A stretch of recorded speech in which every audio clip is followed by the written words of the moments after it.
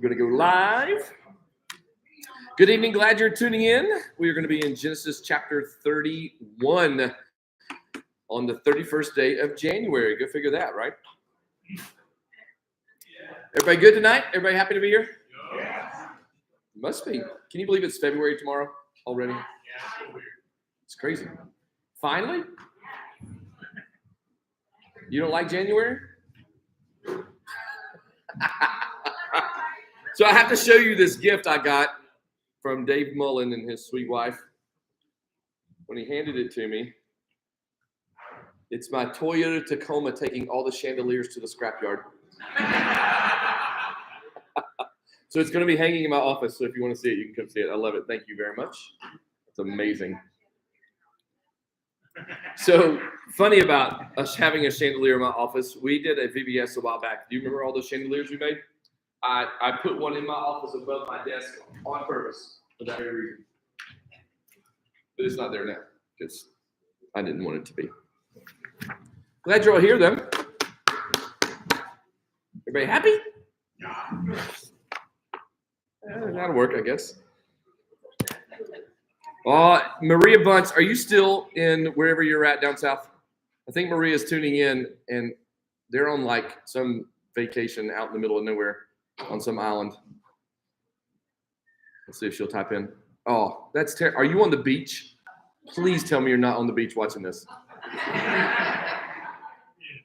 I'm waiting to see if she answers.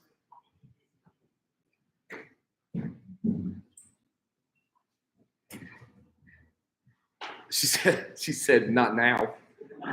Smarty. Hope you're having a good time. We miss seeing you. All right, let's pray. God, you're good. Thanks for being God. Thanks for being the one that we can go to when all else fails around us, when we feel empty inside, when we feel icky inside. We know that we can come to you because you see us, you know us, you've created us, and you don't want to leave us there. But Lord, there are things that we need to learn and things that we can change and do without or add. But God, we need your direction and your wisdom in all of that. And so thank you that even in the story that we're going to look at tonight, we can learn things. We can learn things about ourselves. But most importantly, we can learn things about you. And I pray that you would reveal things to us that we need to see, not to make us smarter, but to make us better Christians. So thanks for all that you do. Thanks for those that are tuning in online, and even Bryce and Maria that are far away from us. I pray that you will bless their time, give them good rest as only you can. In Jesus' name, amen. All right. Chapter 31. Interesting story. Lots of stuff in here. So let's start with the first 3 verses. Now Jacob heard the words of Laban's sons saying, Jacob has taken away all that was our father's, and from what was our father's he has acquired all this wealth. And Jacob saw the countenance of Laban, and indeed it was not favorable toward him as before. Then the Lord said to Jacob, return to the land of your fathers and your family, and I will be with you. So Jacob is finally coming to the end of all of this service time. And he overhears his brothers-in-law talking about the misdeeds of Jacob in their eyes. That Jacob has worked this thing, that he's stealing from their dad. He's taken everything that their dad has worked hard for. But the reality is, Laban hadn't worked hard for any of this. Jacob's done all this work over the last 20 years. And so they're accusing him of stealing from their dad. They know that he's bred the goats and the sheep in such a way that he's gotten the stronger and the better looking out of the white sheep and goats that were left. He's brought about speckled and streaked and brown, and they're not happy with that. And yet, Laban entrusted him with breeding his sheep, creating this flock, and whatever the colored and the speckled and the spotted ones were, those were going to be his payment. Laban has nothing to do with it. And yet they feel as if Jacob is being deceitful and devious. And I wonder why they would feel that way. Maybe it's because their dad is that way. And I would imagine to some degree, he's treated his sons and his daughters that way. We're going to see that in just a little bit. And so not only does he hear what his brother-in-laws are saying, but he sees the countenance of his dad. Now, I do not hide my feelings very well in my face. It's always been an issue for me. I always have a hard time with it. So if you ever see me being mannequin man, just know there's a lot going on behind that look. But I wear my feelings on my shoulder. I've had to really work at making sure that I don't pop off. But if I'm upset, you're going to know it. If I'm not doing well, you're going to know it. If I'm happy, you're going to know it. And so in this instance, Jacob sees something different about Laban, different than all the other interactions that he's ever had with him. And so he's concerned. He's putting all the pieces of the pie together now. He's putting all the pieces of that puzzle and seeing not only are my brother-in-law's upset, but my father-in-law's upset. I've been here for 20 years. I've amassed a great wealth, not just for myself, but also for my father-in-law. Like, it's probably time for me to go. And God visits him and says, time to move on. It's time to go home. I'm ready for you to leave. But he also says that I will be with you. It's not just get out of here, we'll catch up later. It's, hey, it's time to move on, but it's under my guidance, and I'm going to stick with you. 4-9. So Jacob sent and called Rachel and Leah to the field to his flock and said to them, I see your father's countenance, that it is not favorable towards me as before. But the God of my father has been with me. And you know that with all my might I have served your father. Yet your father has deceived me and changed my wages 10 times. But God did not allow him to hurt me. If he said thus, the speckled shall be your wages, then all the flocks bore speckled. And if he said thus, the streaked shall be your wages, then all the flocks bore streaked. So God has taken away the livestock of your father and given them to me.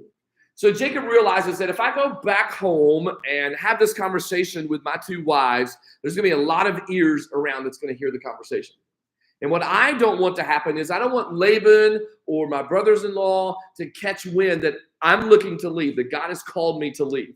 So he calls his wives out into the field to where it's just the three of them, and he begins to share with them what God has told him. And he simply says, it's time to go. We don't need anybody else to know it's time to go. And he says, over these last 20 years, I have served your father well. You know that. So for 14 years, he served his father-in-law for his two wives. And then some would argue that in the next 6 years is when he's developed this massive amount of a flock, which would make sense. It takes time for lambs and sheep to have babies and for those babies to have babies. And so he spent 20 years with this man trying to appease him and bring great wealth to him, which he absolutely has done. He's far exceeded his responsibility for his wives, but because it is his father-in-law and because Jacob is good at what he does, he has stayed on to help his father-in-law. None of this is his except for this last 6 years where he's putting it all together. And he simply says, your dad said this. This is the agreement that your dad and I had, that whatever polka dotted, streaked, and brown sheep and goats came out, whatever livestock came that way, they were to be mine. That was the agreement. And so it's almost like he's pleading his case with these two girls. And then he goes on to say, the real reason that I am looking to leave is because God's done all this. I put the sticks up. Maybe it worked, maybe it didn't, but I know this is what God has done. God has given me all of these flocks. He's given me the ones that he knew that I needed. He's basically taken from your dad and given them to me. Now, you could argue, well, that's because he was crafty and he only bred the strong with the strong and the weak with the weak. Maybe so, but the reality is God is the creator of all life. And if he wanted to give a weak from two strong, he could do that. So we can argue semantics, but the reality is God has been in charge of this entire process and this entire plan all along. And so this is what God is doing. And he says, I tried the sticks, but honestly, I don't have any control over the white sheep bringing about speckled, brown, or streaked sheep. I got no control over that. I'm not messing with the genetics. This is a thing we believe works, but it's God that absolutely has done this. And so the working that God has done is bringing grief to me because now everybody in your family hates me. They are against me. Your dad's against me. Your brothers are against me. It's time for us to go. Any thoughts on those first 9 verses?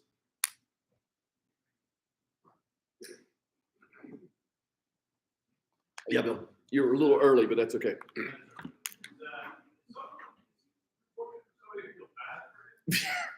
You know what? It's almost like I was thinking about that, and we're going to see the girls' response here in a minute. But it was almost like, you know what? I'm the minority here. Everybody here's a family. I've got my boys, but he's got his sons and his daughters that I married into. One daughter knows that I don't love her.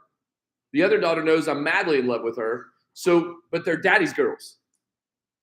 So it's almost like, you know, I need to get my affairs in order here. I need to call my girls over here and let's have a conversation to make sure that we're all on the same page. But what's interesting is it's not I. He quickly says, this is what God's doing. Yeah, and thankfully, because it's almost like he's defending how he's been the good person. and that's struggling. This is not the guy that's been the good person. And so that's why it's just march through those first verses. But that's interesting, Bill, because isn't it so true that if we've had a problem with being deceitful or lying in the past, we are always trying to validate and prove who we are moving forward because we have this thing in the back of our head thinking that nobody's going to believe us because we've had this issue before. He's not the most honest guy, obviously. There has been that change of heart that he had at Bethel, but he's still working the sheep and the goats the way that he knows how to work the sheep and the goats. And so, yeah, I think there's a sense of, man, I need to make sure they know that I'm really not being deceitful here. Like, this is what God's doing, not me. Yeah, that's a good point. Anybody else? Yes.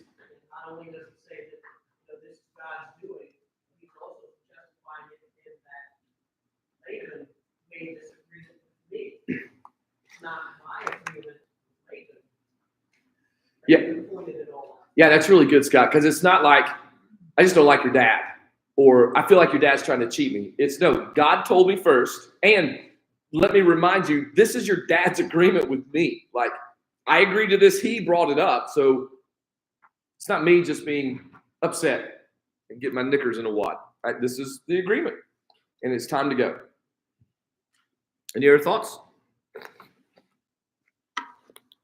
All right, verse 10 through 13. And it happened at the time when the flocks conceived. So he's still talking about this whole process that God has been doing. That I lifted up my eyes and saw in a dream, and behold, the rams which leaped upon the flocks were streaked, speckled, and gray spotted. Then the angel of God spoke to me in a dream, saying, Jacob. And I said, here I am. And he said, lift your eyes now and see all the rams which leap on the flocks are streaked, speckled, and gray spotted. For I have seen all that Laban is doing to you. I am the God of Bethel, where you anointed the pillar and where you made a vow to me. Now arise, get out of this land, and return to the land of your father. And so it's like he gives this basic understanding of, okay, here's where we're at. Your family hates me, but I've done nothing wrong. This was the agreement, and God's told me to leave. But then it's almost like, but let me tell you the real reason why it's time to go. I had this vision. God spoke to me. He told me everything that was going to take place. He reminded me that the same God that I met back at Bethel and had this pillar and anointed it is the same God that's speaking to me now. And now he's ready for me to leave. He's left me here these 20 years.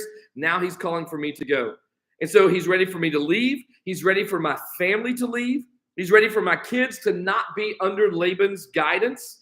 And again, the same God which visited me before is visiting me now and speaking directly to me, telling me it's time to go home. Now,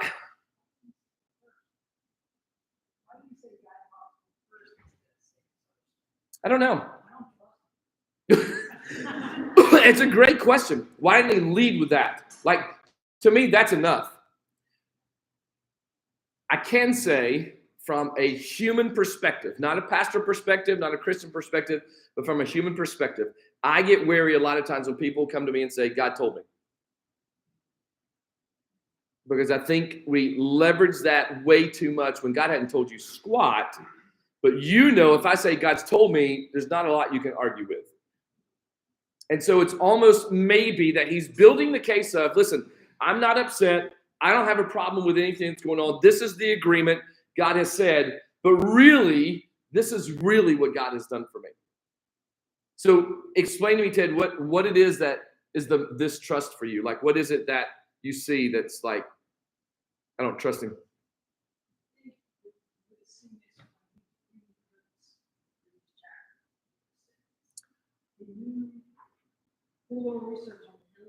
Oh, yeah.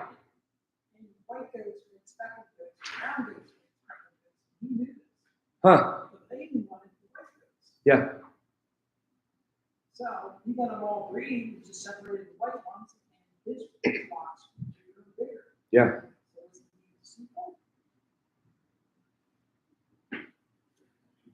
I don't know what's your take on that? Because I have a. Because I think he's going to give you all the spectrum ones. I'm going to just let them green and green. Little white box because that's considered boxes. But if that's part of the agreement. Yeah, but you made the agreement, right? Yeah. Yeah. Another deceitful man. They can do that much about it. The son's good to see what's happening. Right. I don't know. It's interesting. I agree. I think it's hard to break being a scoundrel. It's hard. It's difficult. Not that I would know anything about that. Any other thoughts? Yeah.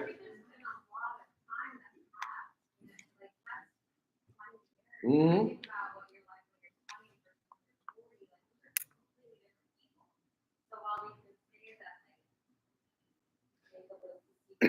Sure. Mm-hmm.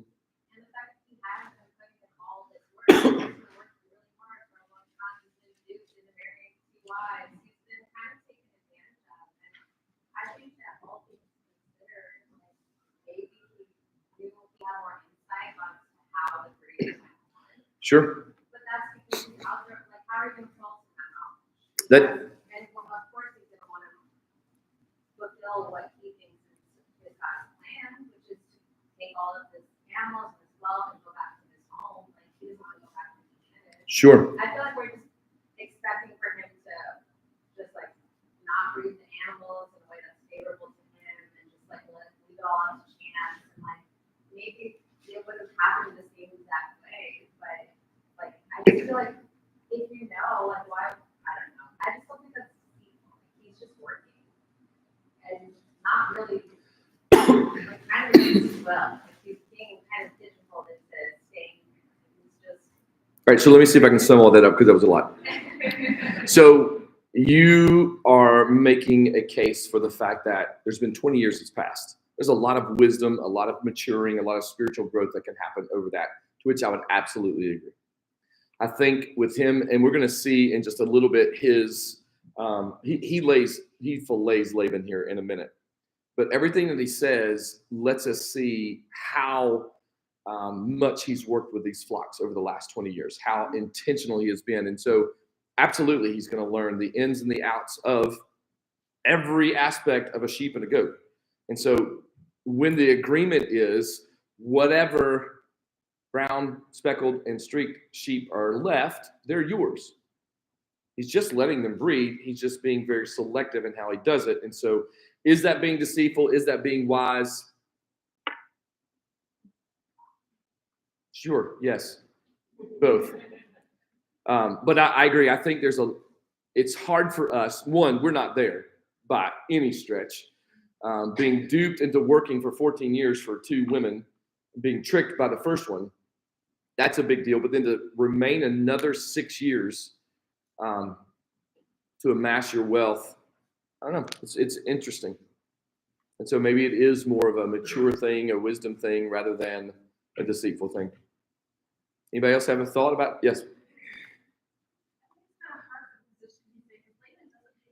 Mm-mm. So they make the agreement, he gets to have all the special ones, then David's son moves all the special ones. Yeah. And all he's stuck with is the white ones.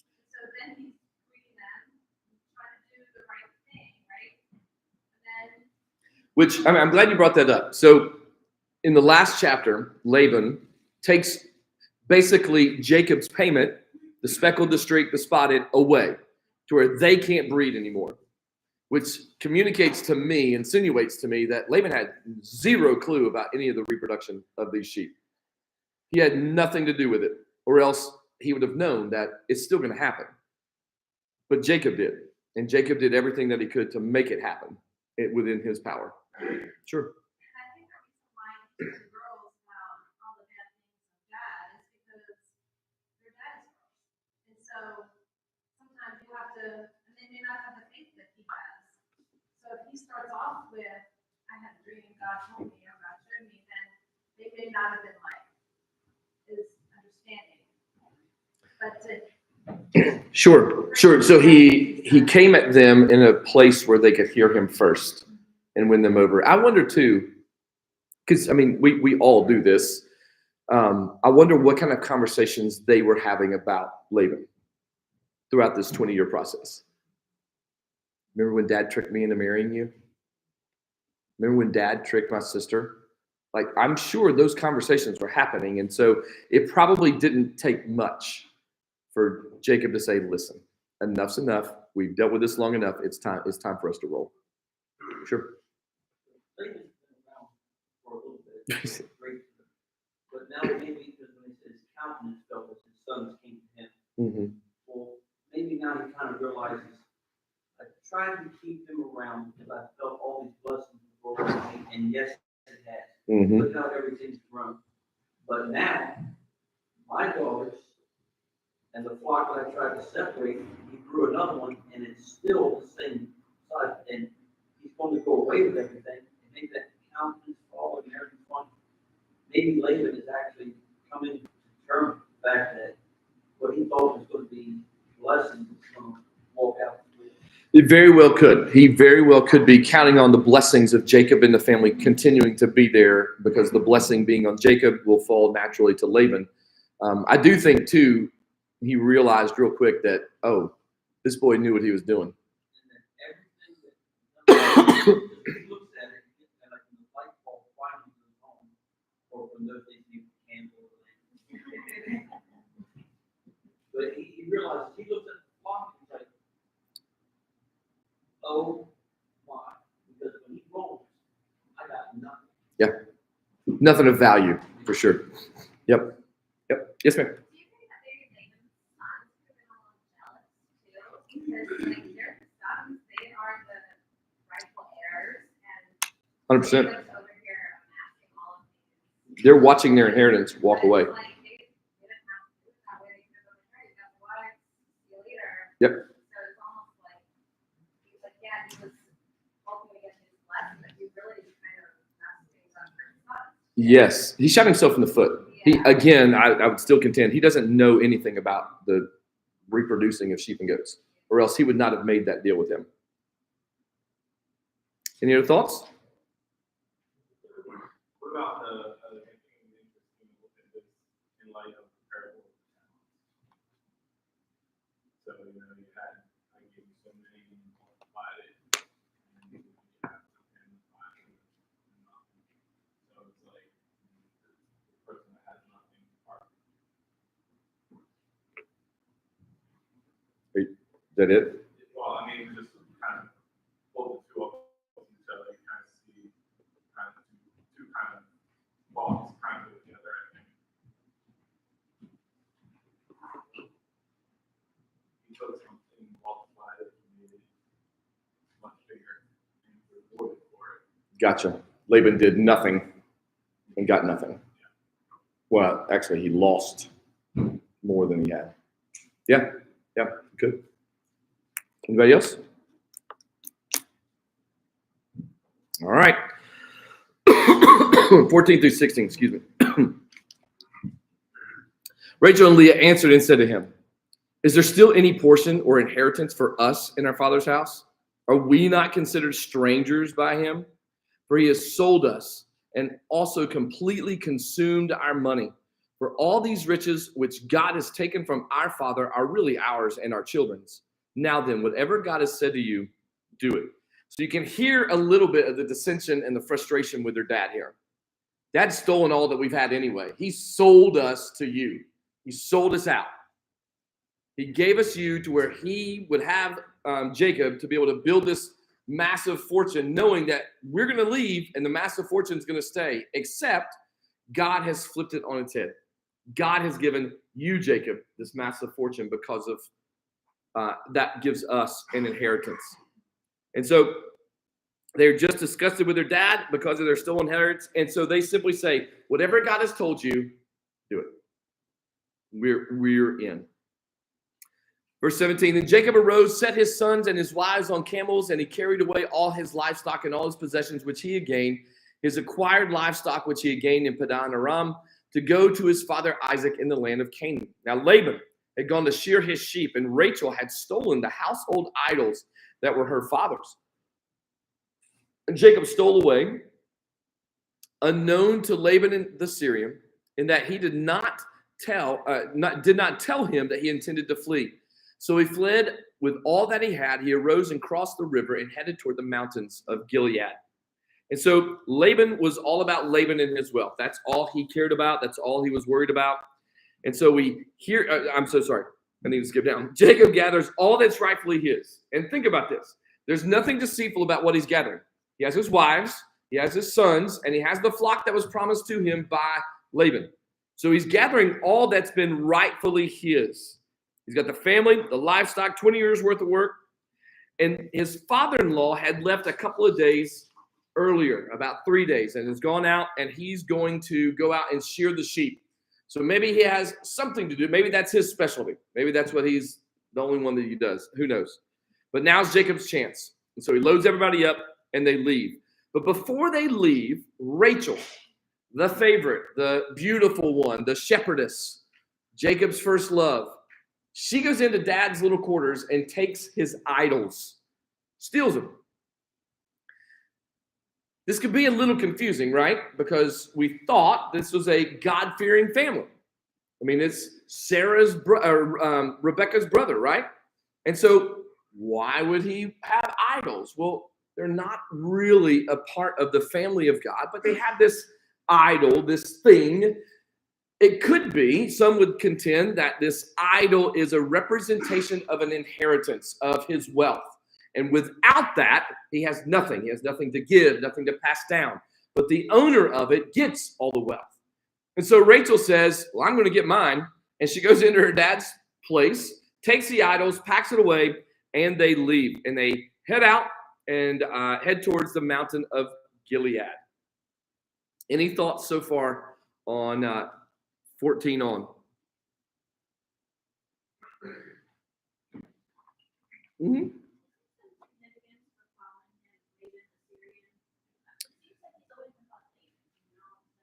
It's differentiating the different people groups just in that one. Yeah, I thought that was a little weird too. To just all of a sudden Laban the Syrian when they haven't said that at all any other time really.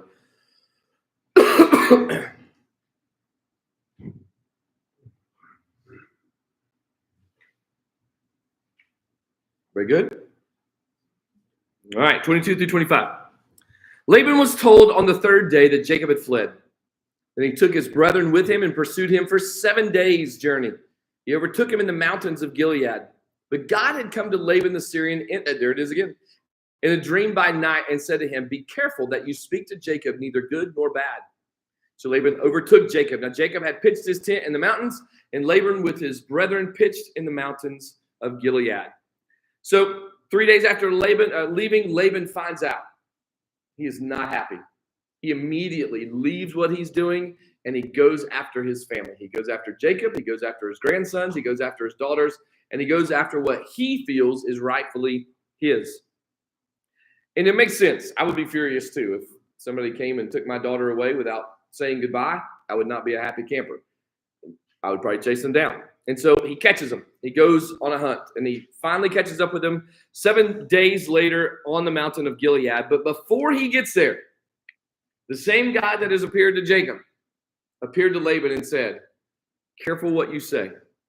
Don't say anything bad or good to him. Just be aware. You need to be careful what you say. As frustrated as Laban may have felt, and feeling as much that Jacob had stolen from him, Jacob had what was rightfully his. Did he leave in the right manner? Probably, according to their culture, absolutely not. It was rude and terrible. However, how many times has Jacob tried to leave already? And Laban, his father-in-law, swindles him into staying again. And so why continue to put yourself in that spot? I've served 14 years. I fulfilled my duties to my wives. Stayed another 6 years to fulfill the commitment that we had to build this flock. And now I'm leaving whether you like it or not. And so the only thing that was in Jacob's possession that was not his was something that his wife Rachel, Laban's daughter, had taken, which was the idol. 26 through 35. It's a little bit long, but it's okay. Laban says to Jacob, what have you done? You've stolen away unknown to me. In other words, why'd you leave without telling me? And carried away my daughters like captives taken with a sword. It's pretty extreme, right? Why did you flee away secretly and steal away from me and not tell me? For I might have sent you away with joy and songs, with timbrel and harp. Why didn't you tell me you were leaving? I would have thrown you a party. And you did not allow me to kiss my sons. And when we see sons here, it's talking about grandsons and granddaughters. Now you have done foolishly in so doing. It is in my power to do you harm. But the God of your father spoke to me last night, saying, be careful what you speak to Jacob, neither good nor bad. And now you have surely gone, because you greatly long for your father's house. But why did you steal my gods? So this interesting discourse that's happening here, he comes after Jacob, and seemingly he's upset that the flocks are gone, his daughters are gone, the grandsons left, we didn't have a party, blah, blah, blah. But what does he really end on? Why'd you steal my God? Jacob answered and said to Laban, because I was afraid, for I said, perhaps you would take your daughters from me by force. And so Jacob is not even addressing the idea of what Laban asked about the God. He's like, I didn't tell you I was leaving because I didn't want to deal with you again, and you try to take your daughters back from me by force. I'm done with that. But then Jacob, completely unbeknownst to him that Rachel has this thing, says in verse 32, with whomever you find your gods, do not let them live. In the presence of our brethren, identify what I have of yours and take it with you. But Jacob did not know that Rachel had stolen them. Laban went into Jacob's tent, into Leah's tent, into the two maids' tent, but he did not find them. Then he went out of Leah's tent, entered Rachel's tent. Now Rachel had taken the household idols, put them in the camel's saddle, and sat on them. Laban searched all about the tent, but did not find him. And she said to her father, let it not displease my lord that I cannot rise before you, for the manner of women is with me. Please don't make me explain that. And he searched, but did not find the household idols. So Laban is upset. He says, why? Why did you leave in a hurry? Why did you take my daughters like prisoners? Why did you not allow me to properly say goodbye to my daughters and sons, or my granddaughters and grandsons? Why did you steal from me? Why did you not let me throw you a party? Now, again, my contention would be, and Jacob even underscores this, I've tried that before and it didn't work. Like, I'm done playing these games with you. But Laban comes back with, well, I have every right to do something to you. So that speaks to some type of code or cultural rules that we are completely unaware of. But Laban apparently has every right, enough for God to visit him and say, be careful how you deal with this. Which is also to say, this is my doing, you need to back off. And he says, I know why you're going back. Laban looks at Jacob and says, I get it. You're going back because it's your father's land, because God has called you back, and it's the promised land. But I'm okay with all that finally. But why did you take my idols? Why did you take the things that were special to me? I don't care about my daughters. I don't care about any of that, but my idols. Why? And obviously, Jacob has zero idea what he's talking about. So he defends his decision about leaving. He says, I'm afraid of your response, but I don't know about your gods. And he gives Laban permission to search tent by tent, family by family, person by person, and whoever has it, you can take their life. So obviously, Jacob really has no idea, or else he would not have said that. Remember, Rachel's the love of his life. He's the one that he originally worked the 7 years for and then was duped and had to work another 7 years. So she's the one that if he had known she had had it, he wouldn't have said that. He would have come up with some other plan. So could you imagine Rachel hearing her husband Jacob say to her father, hey, whoever's got the idols, you can kill him. Would love to have seen her face, to see her reaction. Well, we know what she does. She runs back to her tent, hops on the camel's saddle, and said, tough week for me. That's as far as I'm going. And so Dad knew what that meant. Dad's like, you know what? You sit right there. We're good. And she covers exactly what she had stolen from her dad. And then Laban just moves on. He figures it out. I'm not going to find it. And he comes back out and he faces Jacob. So before we get to that, let's talk about 22 through 35. Any thoughts on that passage? It kind of makes sense why Jacob had to wait a few more years. Then he had all of his kids. Well, if he's going to greatly lead, his kids are going to be helping him shepherd all of this flock to the mountain. So his youngest one had to have been a certain age. Sure, yeah. In order to help with it, and not to be not a hindrance, but right, not a hurdle. Yeah. I would imagine if we played the numbers, I would imagine that Joseph was probably around 6. My guess is that he was the last one that he had, because again, based on how I read the scripture, that's when Jacob goes to Laban and says, okay, like 14 years is up, let's go. And that's when Laban says, no, I'd stick around a little bit longer. So yeah, I would imagine traveling with a little one in that style would have been a nightmare, an absolute nightmare. This definitely gives a clear picture of Laban's priorities in life. It does, which is really sad. It is sad. So you're concerned primarily about some trinkets that you have laying around the house, and maybe a special meeting. But Yeah. most of your family is leaving, but you're worried about some whatever it is. Sure. Yeah, I agree, Aaron. I think this idol represents more than what we are aware of, or else he wouldn't be this upset. And obviously, Rachel knows it means something because she's willing to risk her life and go and sit on it and play sick. Yep. We're not sure if they were made of gold or not. We're not sure what they are. I'd have to go back and do a little deeper dive on that. If they were religious idols, I guess, why Rachel was since she was agreeing to the heart of God, giving these God, you think the person that believed in God and not the idol, so why she would feel the idol? Yes, Phil, that's a really good question. So the question is, if she is, along with Jacob, believing in God, why would she be so concerned with going and getting these idols that she knows shouldn't be followed?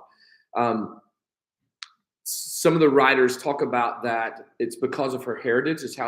It's what's comfortable to her. She grew up with that, and she saw the value in that and still learning the value of God. And so she's more living off of Jacob's faith than having her own. It could be that she just wanted to get back at her dad, and there's more value in having that than the spiritual aspect of it. It's actually they call it a teraphim. And so it's a specific thing that holds a specific meaning. It's more than probably just did you find something? So culturally, Yeah. back to that time, a lot of times these household idols were actually images of deceased loved ones, which might make a little bit more sense why she would want to take that with her and why he also would want that back. Huh. We never hear about their mom. That would be very plausible. That if this idol, this thing, is an image bearing the resemblance of somebody that they've lost, and if it's important to her and important to him, it's got to be, that makes sense that it would be somebody close to them. That's really good. Or maybe a grandfather, grandmother, but something that's important. But why does Rachel go? Why didn't Leah go? You know what I mean? Like, I wonder if there's some significance in that. I don't know. That's really good. Thanks for digging that up. Appreciate that. Start calling you, and I got big questions. I'm curious about it. If the idol is a god of some sort, if that's possible. Right. What I find interesting is God appears to Laban in the dream and tells him, "Hey, don't do this." And he doesn't have a moment of like, "Oh, maybe this idol is, worthless trash." Because, Sure. The God of Jacob just appeared to be in a dream. Don't be doing this. Yeah. So. Yeah, that's why I think it's more of a significant either familial value or monetary value or some type of inheritance rather than the idols that we're thinking of, as in don't worship any other idols. Right. Yes. No, definitely not a golden calf. Definitely not a golden calf. Yeah, that comes later. Any other thoughts? I thought it was kind of humorous that his God could be stolen. That's a great point. That his God could absolutely just be, got it, mine, not yours. Yeah. I'm glad you can't steal mine, but you can have him. All right. Shall we keep going? So Laban goes in, searches all over the place, doesn't find anything, and he comes back out, and now Jacob finally gets his say. Jacob was angry and rebuked Laban, and Jacob answered and said to Laban, "What is my trespass? What is my sin that you have so hotly pursued me?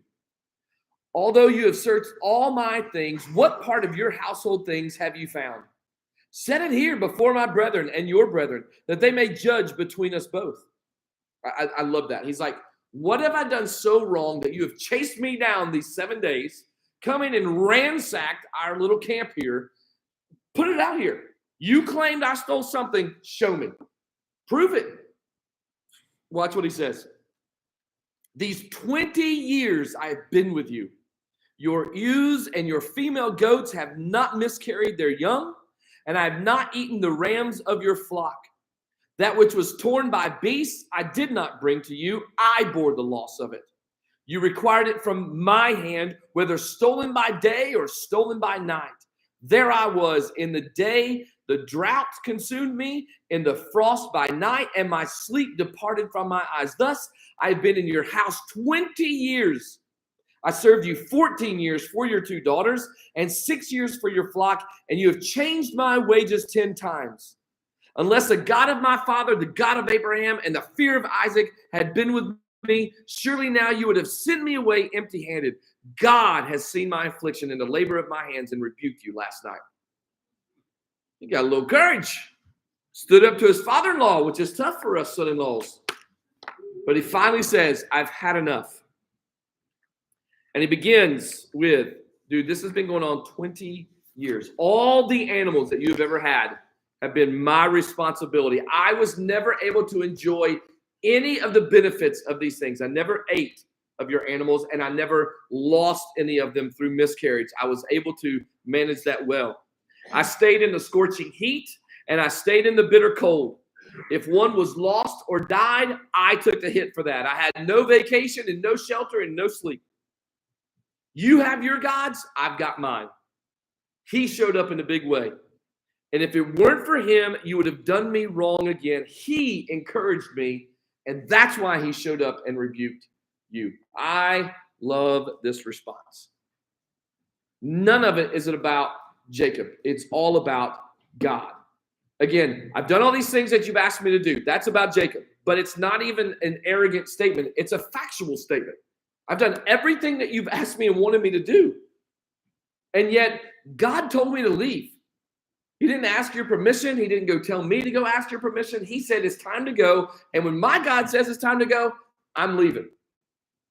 And he knew you would be upset, which is why he came to you and said, back off. Don't be rude to him. Be nice. Any thoughts about that? It was the perfect place. Yeah. They're both away from Laban. They're out on the side of the mountain. And if you want to throw down, now's the time to do it because we've got nobody else around. Yep. It's just us. Mano y mano. Yeah. Yeah. That's interesting that you bring that up. That, okay, they're on this mountainside. The two encampments are right there, and they're having this very heated conversation. What is everybody else doing? Like, Laban's got his boys. Jacob's got his boys. The girls are there. The mistresses are there. The midwives. Like, what in the world are they thinking? Uh-oh. Here it goes. Any other thoughts? Yes, ma'am.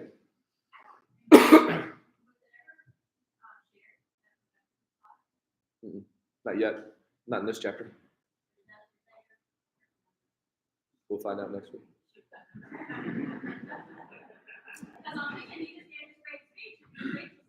I know. Gotta tune in next week. Same bat channel. Same bat Alan. Any other thoughts?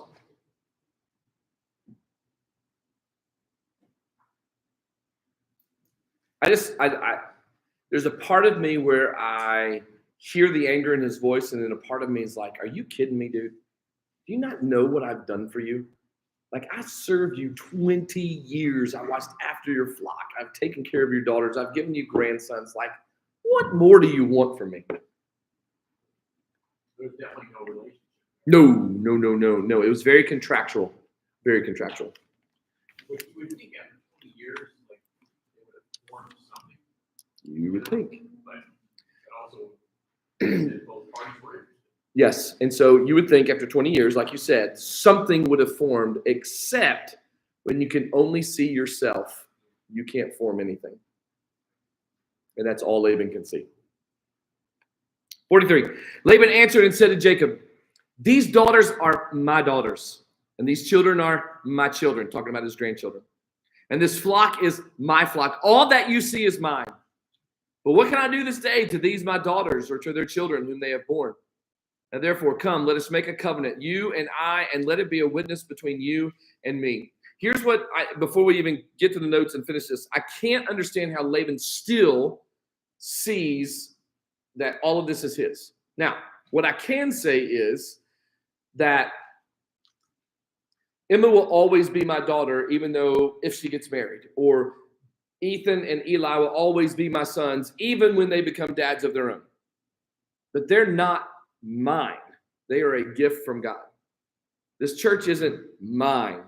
This job isn't mine. The things that I have isn't mine. But in Laban's eyes, his argument is, that's my sheep. I did that. No, you didn't. You did nothing for that. Those are my daughters. Yes, they are, but you gave them away. So there's an avenue here where Laban's like, dude, or Jacob's like, you got to get a grip, buddy. Like, not yours anymore, but Laban still thinks. And maybe in that little statement, he's just making the play of, listen, they're always going to be mine. They came from me. Verse 45, so Jacob took a stone, set it up as a pillar. Jacob said to his brethren, gather stones. And they took stones and made a heap, and they ate there on the heap. Laban called it Jager Sahadutha, but Jacob called it Galeed. And Laban said, this heap is a witness between you and me this day. Therefore, its name was called Galeed, also Mizpah, because he said, may the Lord watch between you and me when we are absent one from another. If you afflict my daughters, or if you take other wives besides my daughters, although no man is with us, see, God is witness between you and me. Laban said to Jacob, here's this heap, and here's this pillar, which I have placed between you and me. This heap is a witness, and this pillar is a witness, that I will not pass beyond this heap to you, and you will not pass beyond this heap and this pillar to me for harm. The God of Abraham, the God of Nahor, and the God of their father, judge between us. And Jacob swore by the fear of his father Isaac. And Jacob offered a sacrifice on the mountain and called his brethren to eat bread. They ate bread, stayed all night on the mountain. And early in the morning, Laban arose and kissed his sons and daughters and blessed them. Then Laban departed and returned to his place. He basically says, all that you have is mine, which isn't true.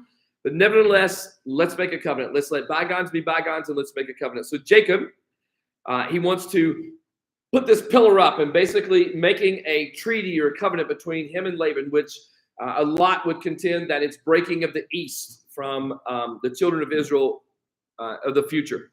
So he sets this pillar up and he calls it Jagar Sahadutha, which is Aramaic. Jacob calls it Galid, which is Hebrew, and Hebrew also is for Mizpah, which means God's watching over them. And then he has everybody stack stones on top of it. They have a last meal. Laban makes some last statements. He says, take care of my daughters because God's watching you. And that the heap of these stones is going to be a boundary. I'm not going to pass it, and you won't pass it when we come to each other and to make harm. So it leads me to believe that if you want to come back and visit, you can, but if you're coming back to harm me, this is to remind you of this treaty. If you come with ill will, you need to stop right here. Don't come any further because God is watching. Jacob agrees. They offer a sacrifice. They share another meal, and then they go their separate ways. And that is the story of good old Laban. Any thoughts on that last part? Yes, Phil.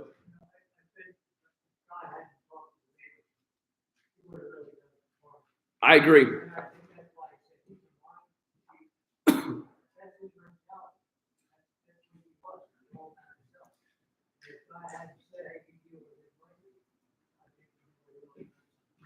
I agree with that, Phil. I think if God had not intervened with Laban, Laban had ill intention big time. I mean, he legitimately felt like and believed that Jacob had stolen everything. The fact that he is still coming back after Jacob gives this impassioned speech of, here's all the facts, and he still says, no, it's still mine.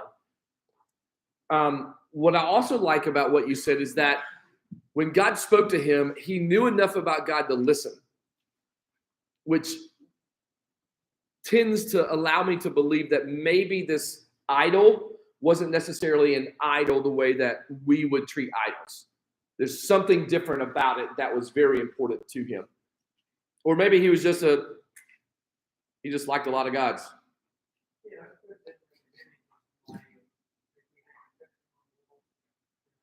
Yeah.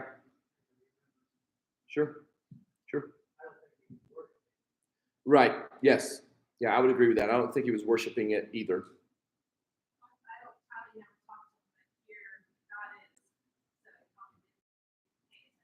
That's a good point. I mean, if it was a God-style idol, obviously he's never heard this thing talk to him, and now this being is talking to him. Yeah, I would imagine he's going to listen. Yes, ma'am.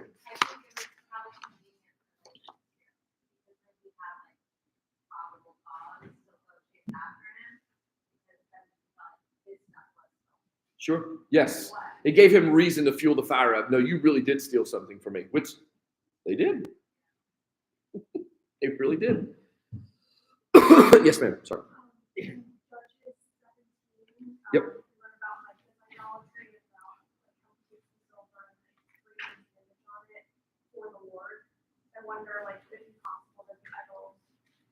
Was their representation of God? Yes. It very well could be. I mean, obviously, as you say in Judges later on, this is happening to where they're fashioning these things to represent God of some sort. So yeah, it very well could have been. So that's your homework tonight. Go. I'm just kidding. Anything else? No.